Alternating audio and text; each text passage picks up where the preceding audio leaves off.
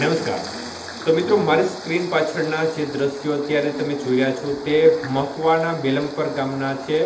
મગફળીના પાથરા પલળી રહ્યા છે તે પ્રકારનો વરસાદી માહોલ અત્યારે મહુવાના ગ્રામ્ય વિસ્તારમાં જોવા મળી રહ્યો છે। મહુવાના અનેક ગ્રામ્ય વિસ્તારોમાં મહુવાનું તળેટ છે તેમજ બગદાણા પંથકના ગ્રામ્ય વિસ્તારો છે તેમાં પણ વરસાદી માહોલ અત્યારે જોવા મળી રહ્યો છે।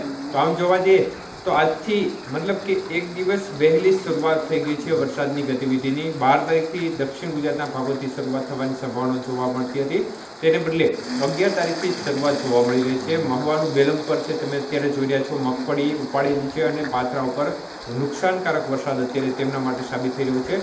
તો મિત્રો, આમ જોવા જઈએ તો આ અપડેટ પણ આપણે આજે આપી હતી કે આ વિસ્તારમાં વરસાદની શક્યતાઓ છે। જે પણ મિત્રો ફેસબુક પેજમાં અમારું જે ગુજરાત વરસાદ સમાચાર નામનું ફેસબુક પેજ છે તેમાં આજે બપોરે જ આ બાબતની અપડેટ આપી હતી। તો જે પણ મિત્રો અમારા પેજ સાથે જોડાયેલ છે તેમને આ માહિતીનો ખ્યાલ જ હશે। તો મિત્રો, હવે ક્રમશઃ આ વિસ્તારો માટે વધુ જોખમ દરરોજ માટે રહેશે। 4-5 દિવસ સુધી આ